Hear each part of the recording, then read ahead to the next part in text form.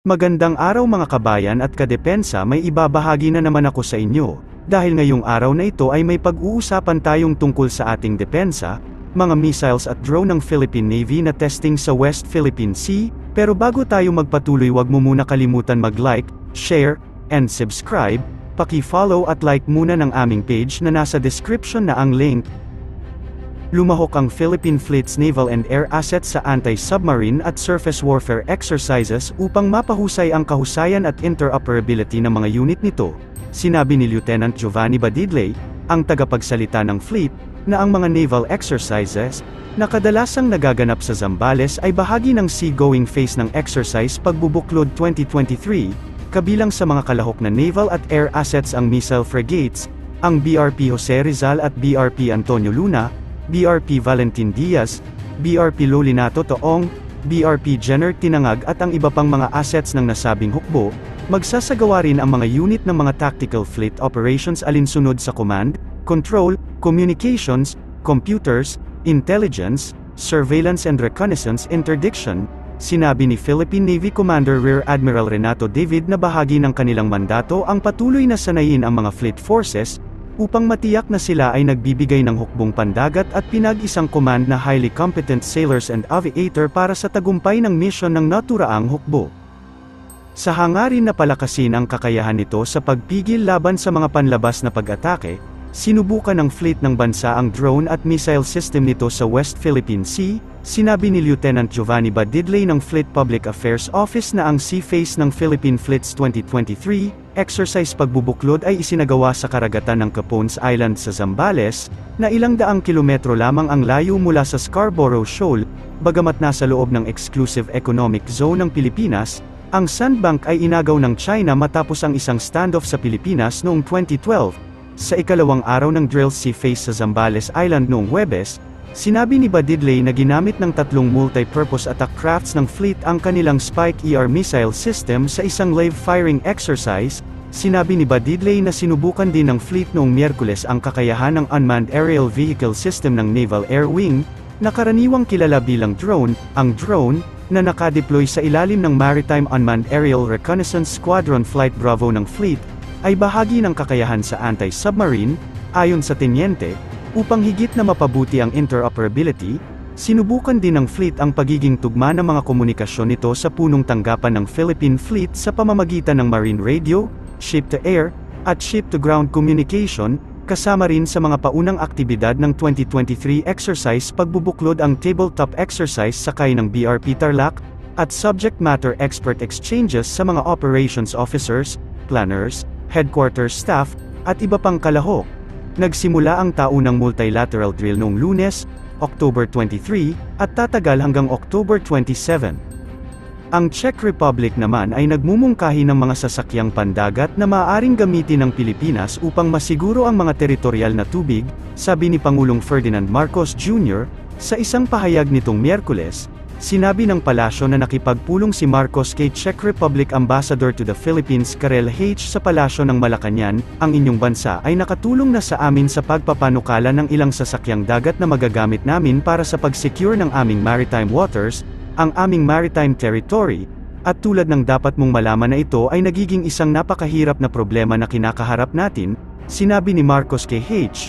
Ayon sa palasyo, ang Czech Republic ay gumagawa ng iba't ibang uri ng mga materyales sa digmaan, kabilang ang mga fighter jet, hindi lang sa Pilipinas kundi sa tingin ko ang buong rehiyon. Kahit na umaabot hanggang Indo-Pacific, so, marami tayong kailangang asikasuhin, pero sa tingin ko, kung magkakaroon tayo ng malalapit na kasosyo at alyansa, palagi tayong magiging napakahalagang bahagi ng ating patakarang panlabas, sabi ni Marcos. Inimbitahan din ni H. si Marcos sa Czech Republic upang maobserbahan ng Pangulo ang mga industriya ng depensa ng bansa. Ang interes ni Marcos sa armas ay nagmumula sa gitna ng tumataas na tensyon sa teritoryo sa West Philippine Sea. Noong nakaraang linggo, binangga ng mga Chinese vessel ang mga bangka ng Pilipinas habang ang huli ay nasa resupply mission sa BRP Sierra Madre. Sinabi nitong Miyerkules ni Armed Forces of the Philippines, AFP, Chief General Romeo Bronner Jr., na walang karapatan ang China na tutulan ang pagsasaayos ng barko ng Philippine Navy na BRP Sierra Madre sa Ayungin Shoal sa West Philippine Sea. they do not resort to these kinds of tactics. Yung tinatawag natin na illegal, aggressive, and dangerous tactics. Sila, they occupy these features. In fact, they have 21. Tayo, we have 9. Chinese have 7. For the Chinese, they developed this really big artificial islands. Na hindi natin na-detect. Na-detect naman natin, ma'am, pero wala tayong nagawa. And then, ngayon, militarized ngayon itong mga artificial islands na ito. So, what more can we do? Yes. So, any other resupply na without escalating the tension? Well, sabi ni dating, sabi ng Commander, Commander of the Western Command, na si Admiral Carlos, formerly, what they did was that they just sent the Hunay-Zamay, mga civilian lang ang pupunta. So, napansin nila na hindi naman binablock. Actually, ang binablock dati, yung mga Coast Guard or yung mga Navy.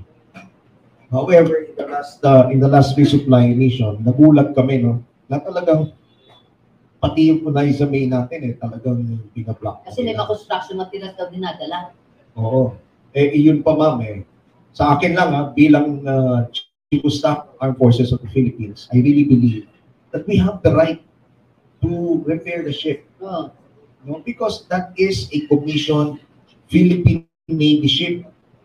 Kahit na doon po siya, napala ako dun sa Ayungin Show, karapatan natin na ayusin yun. Yes. No? So, for me, China has no right to tell us not to repair that, while they themselves have created these artificial islands. Hindi naman tayo nakialam, hindi naman natin sinabi, don't do that. Hindi naman natin sinabi na don't bring in missile systems into these artificial islands. Sila nakikialam pa doon. Napakalaki ng imbalance. Yes. Ipinunto ni Bronner na may karapatan ang Pilipinas na ayusin ang BRP Sierra Madre dahil isa itong commissioned Philippine Navy ship kahit na nakaipit ito sa Ayungin Shoal. Para sa mas madaming update tungkol sa ating defense, abangan lamang ang aking mga bagong video. Para naman sa mga gusto magpa-shoutout, mag-comment lamang po at share, paki-follow at like muna ng aming page na nasa description na ang link. Pwede ka ring manalo ng pera or load dito kapag ikaw ay naging top fan nito at napili. Huwag mo na rin kalimutan mag-like, share, and subscribe. Pindutin mo na rin ang bell para updated kayo sa aking mga video. Maraming salamat po.